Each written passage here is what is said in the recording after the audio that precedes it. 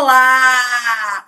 Dormimos ontem aí com a notícia de que a Cefaz São Paulo já tem banca definida. E é, lógico, né, a nossa queridinha e a mais esperada, a Fundação Carlos Chagas. E isso traz para a gente muitas informações, tá? Não se engane, não é só a banca que a gente tem definida, não. A gente tem outras informações importantes que a gente precisa começar a prestar atenção, a ligar as pecinhas aí a partir desse momento. Então, hoje, antes de sair para trabalhar presencial, eu resolvi gravar esse vídeo aqui para você com tudo que você precisa e quer saber sobre a Cefaz São Paulo, sobre o órgão, sobre a carreira, sobre o concurso. A gente vai conversar bastante aí sobre isso. Se você está chegando agora, se você não me conhecia ainda, seja muito bem-vindo, seja muito bem-vinda. Eu sou a Ju Ávila, eu sou auditora aqui na Cefaz São Paulo, do último concurso, do concurso de 2013. Estou lotada na regional aqui em Araçatuba, na verdade a minha regional é virtual, vou explicar isso para vocês aqui, mas eu moro em Araçatuba, faço presencial aqui na DRT de Araçatuba. E fui aprovada em 5 concursos públicos, 4 deles em menos de um ano, 3 aprovações na área fiscal, e eu sou farmacêutica, né? Aí vim da área da saúde, não sabia nada de contabilidade, nada de direito. Tenho também um programa de mentoria para concurso público, depois eu te explico um pouquinho mais sobre ela.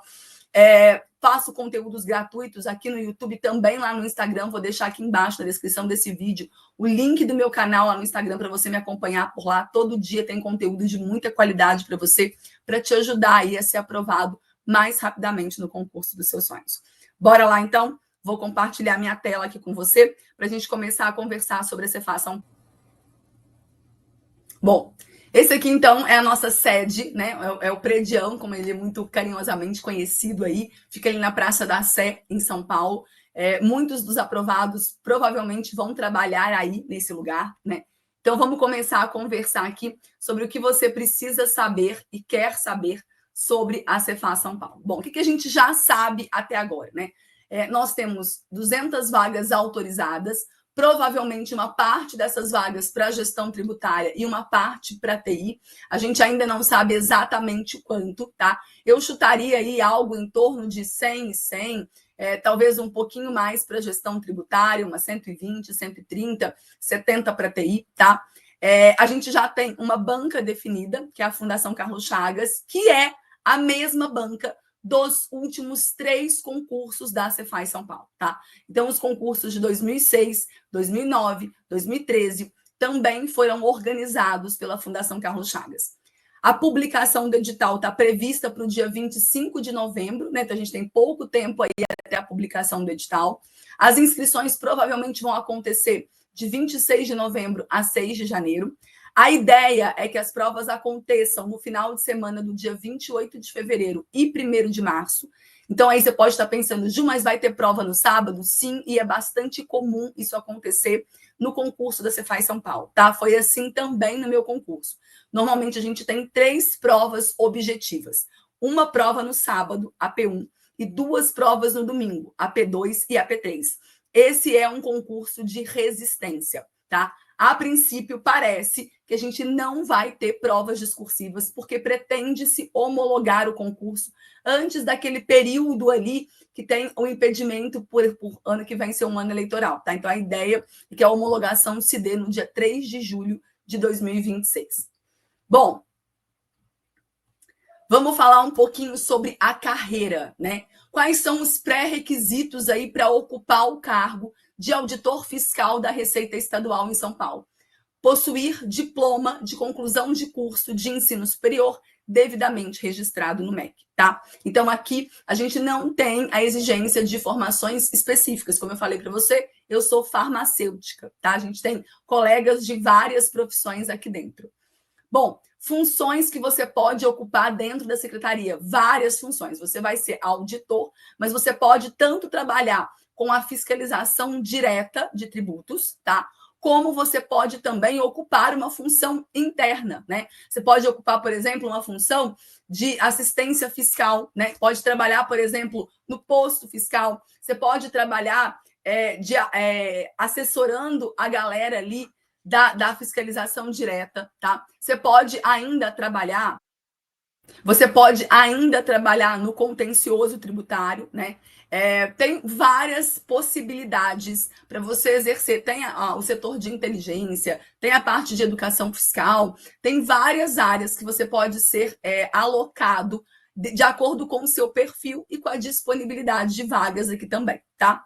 A lotação, né? A gente ainda não sabe para onde esses novos colegas serão designados, tá? Mas a gente tem DRTs, que são as delegacias regionais tributárias, em todas essas cidades aí, tá? A gente tem na capital 3 DRTs, Lapa, Butantã e Taubaté, mais o Predião.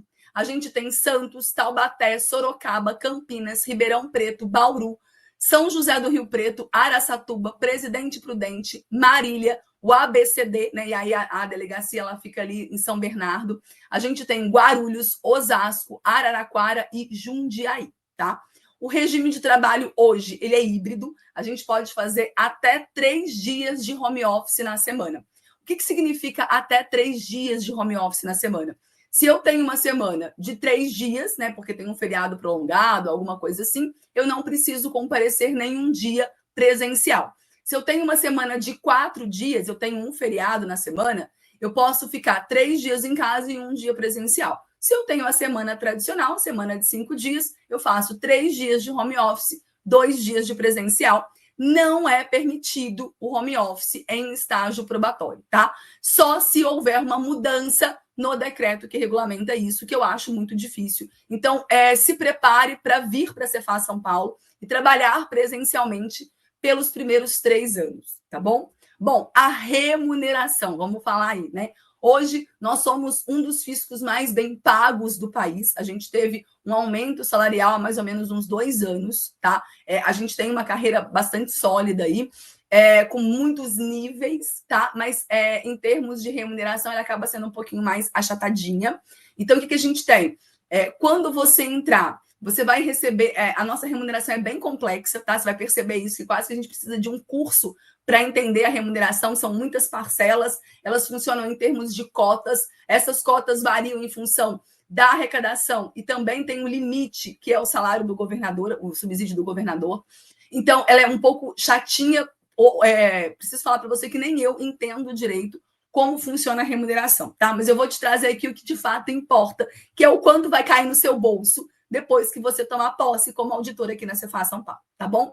Bom, se prepare aí para receber uma remuneração bruta fixa de 20 a 25 mil. Como assim? Vai depender de qual vai ser a sua lotação. Se você entra na fiscalização direta de tributos, você vai ganhar 20 mil bruto, mais ou menos, tá? Se você entra e consegue uma função, né? Se você vai, por exemplo, exercer uma assistência fiscal ou uma outra função qualquer, você vai ganhar o Prolabore, tá? E aí você vai ganhar em torno de 25 mil reais bruto por mês. Mas não é só isso, tá? A gente tem também um auxílio pecuniário, uma indenização, né? De R$ 11.106. E aí, esse valor, ele é líquido de imposto de renda, ele é extrateto, ele é líquido de previdência. Então, é R$ 11.106 é o que vai cair na sua conta. Só que não tem 13º sobre ele, não tem férias sobre ele, e ele é opcional. Você pode escolher se quer participar do programa ou não. Que programa é esse, Ju? É o programa de conformidade tributária, né? É um programa de aproximação entre o fisco paulista e o contribuinte, em que a gente vai até o contribuinte numa posição muito mais de esclarecer dúvidas, de informar, de dar um tempo para o contribuinte se autorregularizar, do que, de fato, para multar, para autuar, né, para fechar a empresa. Esse não é o objetivo, tá? É um programa de aproximação que visa valorizar aquele contribuinte que cumpre com as suas obrigações principais e acessórias. Como que funciona esse programa? Quando você entra, você tem a opção, né, de aderir ao programa. E aí, todos os meses, você vai receber 8 ordens de serviço fiscal para você colocar em prática, né? Você vai visitar ali dentro da circunscrição da sua regional, tá? Então, no meu caso, por exemplo, a minha regional é Araçatuba, né? Então, toda a circunscrição da regional de Araçatuba, todas aquelas cidades, né, que pertencem à regional de Araçatuba, eu posso ser enviada para poder cumprir uma ordem de serviço fiscal para visitar uma empresa que está localizada nessas cidades, tá bom? E aí você vai lá, visita a empresa, cumpre. A gente tem várias funções, várias atividades dentro desse programa. Às vezes é porque a empresa não está entregando uma obrigação acessória, tá? Às vezes é porque a gente vai lá verificar se a empresa de fato está naquele lugar. Pode ser também, por exemplo, agora a gente não vai ter mais, né, a nota fiscal do consumidor eletrônica. E a gente vai mudar isso, a gente está mudando agora esse processo, né? Não tem mais o SAT, vai mudar, vai migrar e tal. Então, o que acontece? A gente vai visitar a empresa também para trazer algumas informações importantes, tá bom? Para esclarecer dúvidas dessa empresa.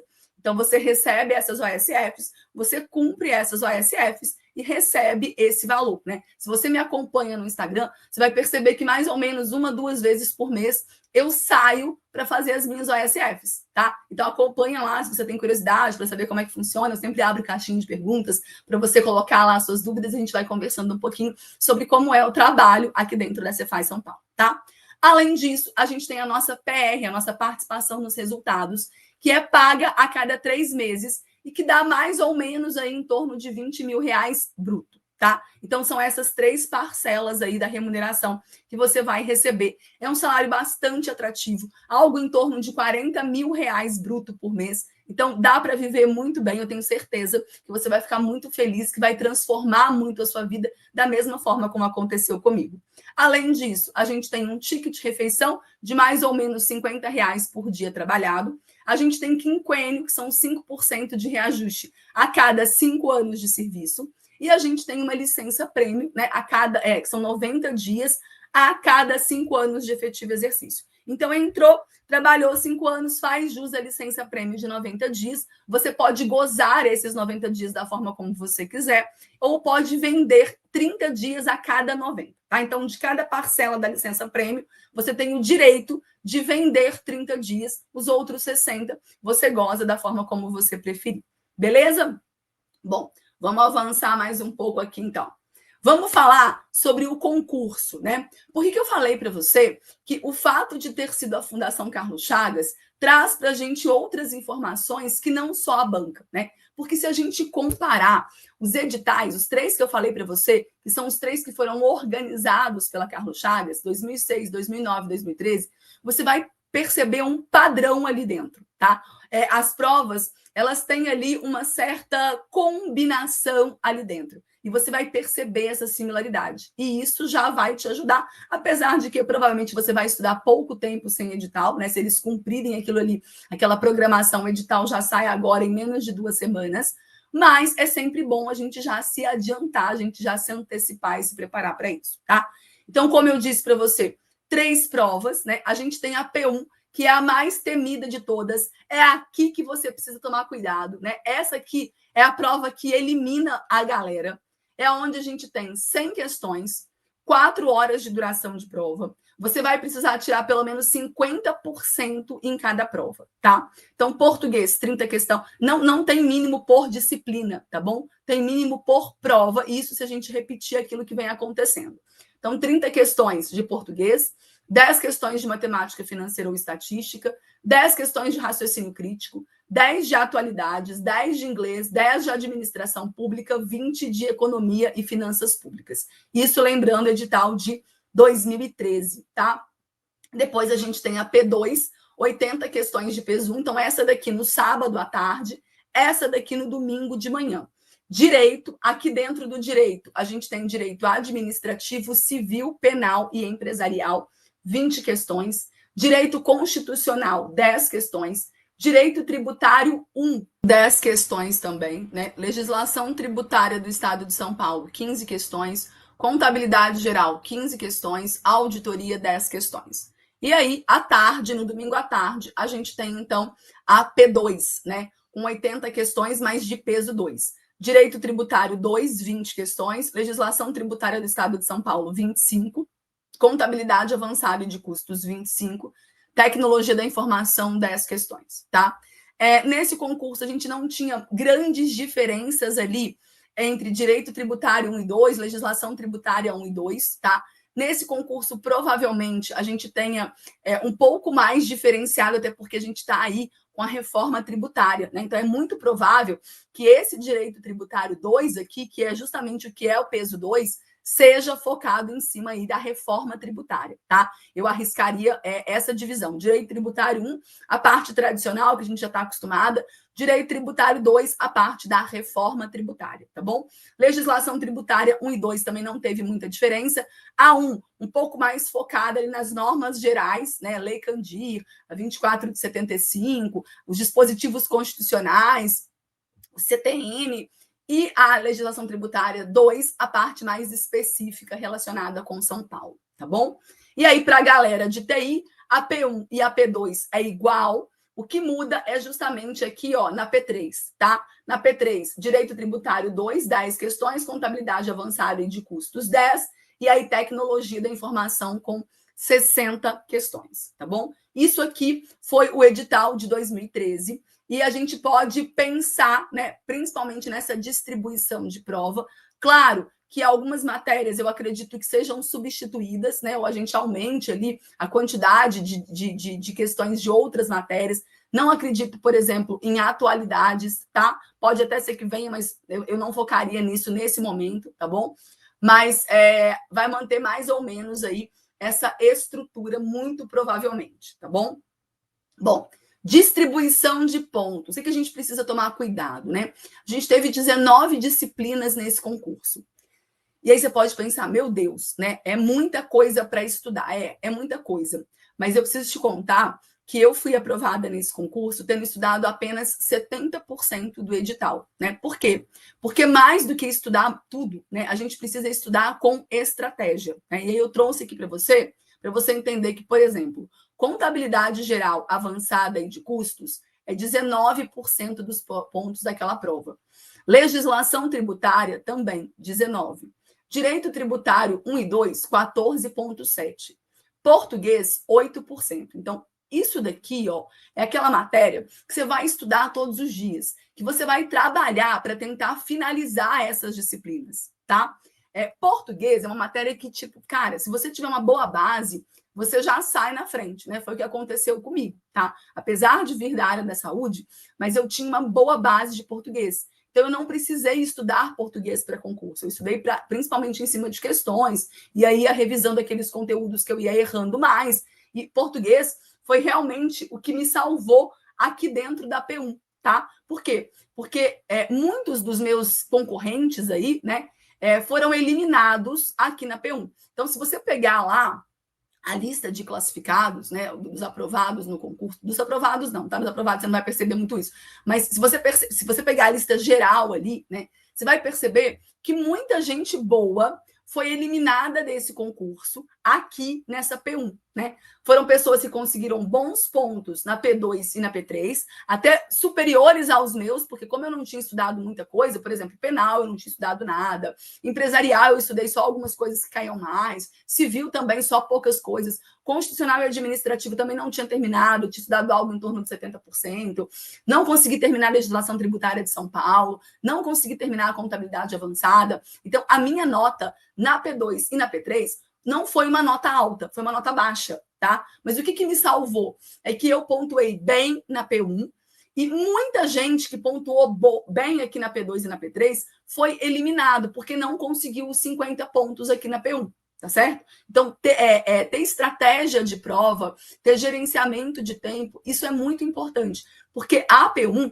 são 100 questões em 4 horas e a gente tem muitas questões aqui que são questões trabalhosas. Que se você não tomar cuidado, você se enrola com elas, né? Português é uma, matemática financeira e estatística também, né? Essa parte aqui de economia, tem aquela parte de macro e de micro, que principalmente aquela parte ali dos cálculos de contas nacionais, aquela coisa, que você se empolga ali, demora muito tempo, né? Eu lembro que quando eu olhei economia, foi uma matéria que eu tive muita dificuldade de estudar, porque, né, área da farmácia ali, passei por 4 professores de economia, consegui estar muito bem em economia, eu sabia todas as questões da prova, e se eu tivesse conseguido tempo, eu teria fechado a prova de economia. Mas na hora que eu vi como é que funcionava aquele negócio ali, eu falei, não vai dar tempo, né? Porque tem questão de economia, você demora 10 minutos para resolver. E a P1 é uma prova que não tem questão ali para você demorar 10 minutos. Não dá tempo para isso, sabe? Então, eu resolvi só as teóricas de economia, tá? Então, ter essa estratégia de prova, esse gerenciamento de tempo, essa estabilidade emocional, faz muita diferença nesse concurso, tá bom? Bom, aí você vai ver aqui, por exemplo, que eu marquei de vermelho aquilo que você vai precisar realmente focar pesado, tá? Durante essa preparação. Depois, de amarelo, aquelas disciplinas que são importantes, né? Que provavelmente são matérias que você já está até estudando ali no seu dia a dia, né? E que tem um percentual bom. Por que finanças eu coloquei de amarelo e economia de verde, tá? Porque economia, se ela vier do jeito que veio, ali dentro da P1, com esse problema de tempo, não adianta você saber, porque não vai dar tempo de resolver as questões de cálculo, tá? Então, por exemplo, se tem muita coisa ainda para você estudar, não fica perdendo muito tempo com esses cálculos, não, porque se ele vier dentro da P1, nem vai dar tempo para você fazer, tá? Foca mais na parte teórica ali, entender aquela coisa, tá? Depois, direito administrativo, civil, penal, empresarial. Se a gente olhar os 4 juntos, até tem um percentual legal. Mas imagina, isso aqui tudo é gigantesco, né? Então não dá para estudar todo esse conteúdo junto, a menos que você já esteja aí há muito tempo estudando, tá? Senão, você vai ter que pegar aqui realmente aqueles tópicos que têm um custo-benefício melhor, tá? O mesmo com direito constitucional. Atualidades eu não começaria a estudar nesse momento. Inglês não é muito tradicional em concursos de fiscos estaduais, mas São Paulo gosta de inglês, né? É só a gente perceber aí que isso é uma coisa que tem vindo, né? Veio ali na CGN, está vindo agora na CGE também. Então, eu não descartaria o inglês. Se o inglês é uma matéria que você tem facilidade, vai te ajudar aqui dentro da P1, tá? No meu caso, por exemplo, inglês, eu chutei tudo, né? Primeiro, porque eu não sei mesmo, né? Minha base de inglês é muito fraca. Segundo, porque demorava, né? Demora ali ler aqueles textos, interpretar, ainda mais para quem não tem muito conhecimento da língua. Então, inglês é uma matéria que eu chutei inteira de cabo a rabo na mesma letra, tá?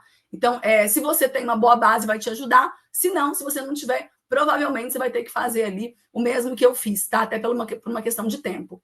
A administração pública, eu acredito que venha, tá? Raciocínio lógico, na verdade não foi raciocínio lógico, foi raciocínio crítico, né? Talvez nessa prova agora a gente tenha uma mistura dos dois ali. E matemática financeira e estatística, também com 2,9. Também não é uma matéria que vai adiantar você empregar grandes esforços, justamente por causa do tempo, se vier dentro da P1, tá certo? Bom, aqui eu trouxe os outros 2 editais para a gente dar uma comparadinha, tá? No edital de 2009 e no edital de 2006. Então, você vai perceber que, olha só, a mesma estrutura, né? 3 provas aqui. A P1, prova de conhecimentos gerais, do mesmo jeitinho, com 100 questões, 4 horas, 30 de português. Aqui aumentou um pouco de matemática e estatística, 15. 10 de informática, tá?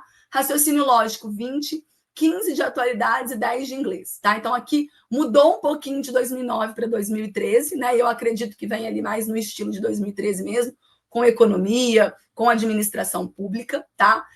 Depois, a P2, do mesmo jeitinho também, ó, 20 questões de direito, 10 de tributário 1, 15 de legislação tributária de São Paulo, 15 de contabilidade, 10 de auditoria, e aí a administração veio aqui embaixo, tá? Veio na P2.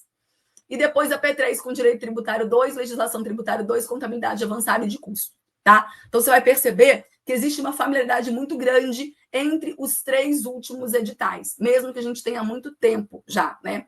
E aí o edital de 2006 também no mesmo esqueminha, né?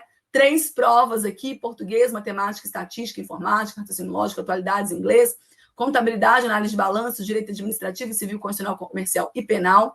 Economia e finanças veio aqui na P2, né? Aí na outra não veio, em 2009 não veio, economia e finanças. Em 2013, eles jogaram lá para P1, tá? Auditoria, legislação tributária, direito tributário, contabilidade geral de custos, tá? Então, é bastante parecido aí essa estrutura. Eu pensaria, né? Principalmente aqui, ó, nesse edital, tá? Foca principalmente aqui nessas matérias que têm um peso maior na sua prova, sem descuidar que você vai precisar dos mínimos nas provas, que é de 50%, tá bom? Bom, isso daqui é o que a gente vai conversar, né, nesse vídeo, tá? Eu vou deixar aqui em cima o link de uma entrevista que eu fiz no canal do Vitor Concursos, tá? Já quando a gente teve a autorização desse concurso em agosto, a gente falou um pouquinho mais lá do trabalho, da carreira. Então, se você tiver interesse, clica aqui, assiste o vídeo lá no canal do Vitor, tá certo? Assim que a gente tiver a publicação do edital, você pode ter certeza que eu vou fazer uma análise do edital para você. E se você está aí firme e forte, se você precisa de um acompanhamento mais direcionado, a mentoria Acelerando a Aprovação está com as inscrições abertas. Então, estamos com uma oportunidade de Black Friday. Vou deixar aqui na descrição o link para você acessar a nossa página, fazer a sua aplicação na mentoria, vir ser assessorado, acompanhado de perto por mim. E se você tiver alguma dúvida, quiser entender mais como é que funciona a mentoria, a gente trabalha com 3 pilares aqui dentro. Planejamento personalizado, para que você tenha suas metas claras, definidas, sabendo exatamente o que você vai estudar, respeitando a sua rotina, respeitando o seu ponto de partida, tá certo? E a gente foca muito em estratégias validadas.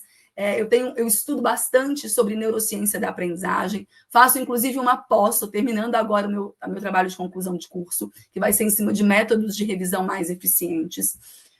E a gente tem também o pilar da mentalidade do aprovado, tá? Então, eu costumo dizer que são 3 engrenagens que vão te ajudar aí a conquistar a aprovação no concurso dos seus sonhos. Se você tiver dúvida, se você quiser conhecer mais de perto a mentoria, eu vou deixar aqui embaixo também o WhatsApp da Gabi, a minha assistente. É só mandar uma mensagem para ela e ela vai te ajudar, vai responder todas as suas dúvidas. Vem, que eu tenho certeza que a gente vai fazer um ótimo trabalho juntos. Um beijo, fica com Deus e até o próximo vídeo.